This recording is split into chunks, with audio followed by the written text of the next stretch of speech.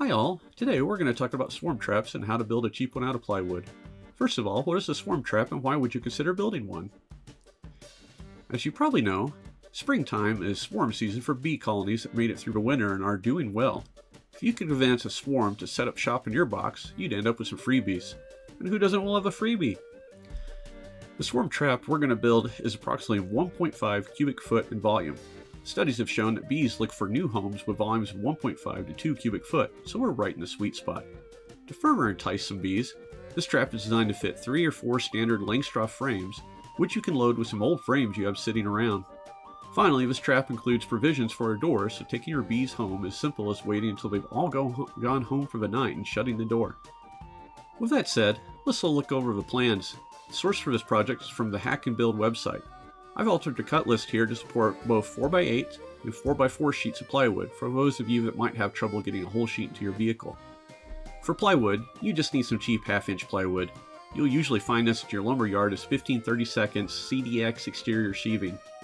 Sometimes, like in the box I'll be building today, you can find sanded plywood for cheaper, but it doesn't really matter. The key to making this work is to use some good waterproof glue. We'll be nailing the box together as well, but the nails are really just there to hold the box together until the glue dries. Don't skip on the glue. For nails, some 1-inch finished nails will work fine.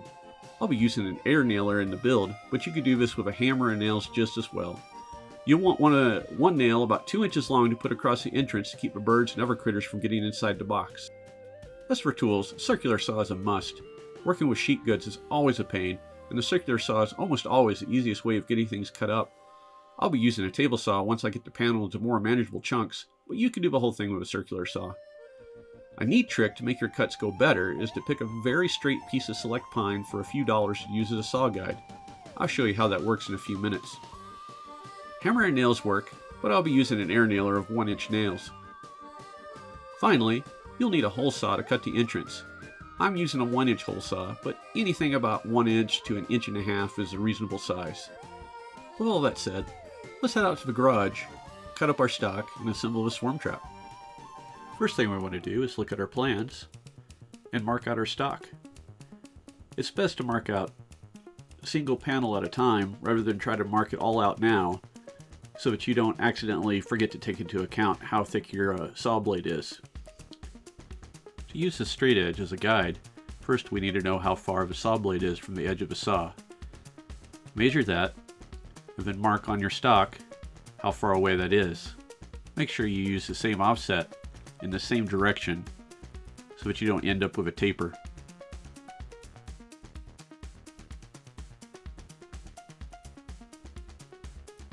Now, take your straight edge, light it up with the marks you just made, and clamp it down. Make sure you put your clamps in a way that you're not going to run into them when you run your saw.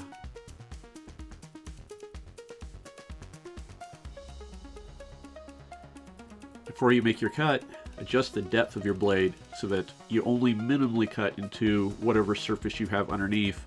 Otherwise, you'll be in for a surprise. Line your saw up against the fence, turn it on, and then just let the fence guide your saw across the work. You'll end up with a very nice straight edge.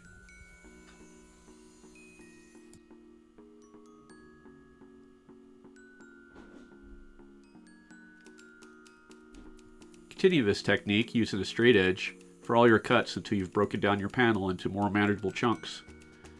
At this point, you could continue to use your circular saw to cut out all the pieces, but I find it's easier to move to the table saw once I get my pieces down to manageable chunks.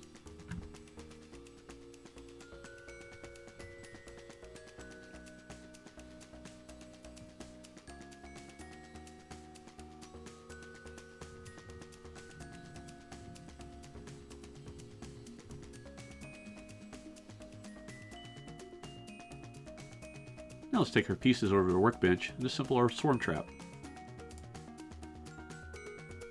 First thing you want to do is attach the sides to the bottom. We'll apply a little bit of glue to the edge that we're going to nail together. Doesn't have to be a lot, just enough to coat the edge. Take our two boards and hold them roughly at a right angle to each other. This doesn't need to be precise. We'll take care of that in the next step. Take your nailer, be mindful of where your fingers are. Don't nail into your finger. Don't ask me how I know. And nail the pieces together. And do the same thing for the other side.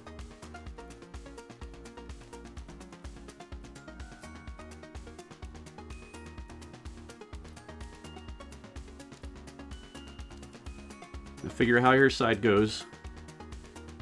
It only goes one way.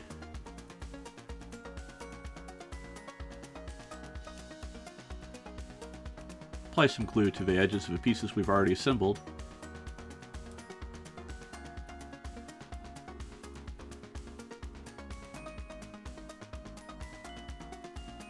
Now line it up with the corners and place a nail in each corner to hold it in place.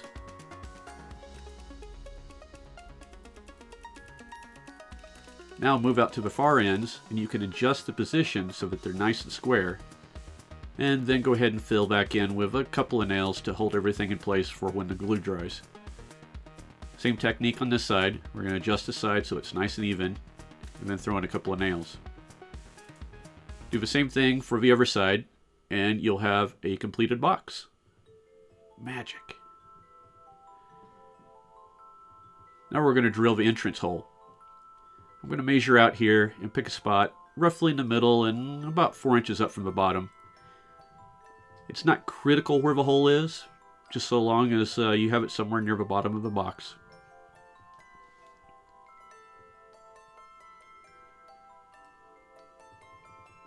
Then take your hole saw and drill your hole out.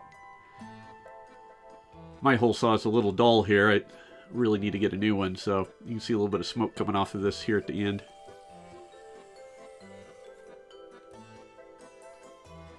There we go. Now we need to put the nail across the hole to keep birds and other critters out of the box. So we get our 2-inch finish nail. We're going to turn the box up on its edge. I'm going to put the point of the nail into the side of the hole. And I'm just going to kind of hold it there with my fingers. And the head of the nail sticks up so that I can hammer it in place. So it's only being nailed into the one side. You just kind of end up with a little guide there to keep any critters out. And we do the same technique for the top that we did for the box, gluing and nailing. And you'll notice that there's only 3 sides here. This is on purpose, so when you put this into the tree or whatnot, it isn't leaning against it. You also notice the sides don't go all the way up. This is so that your Lingstraw frame can fit neatly on the side without being pinched. The top should be a pretty tight fit.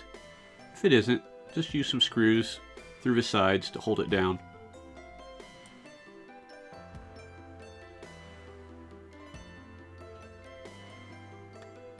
Now it's ready to be installed into a tree.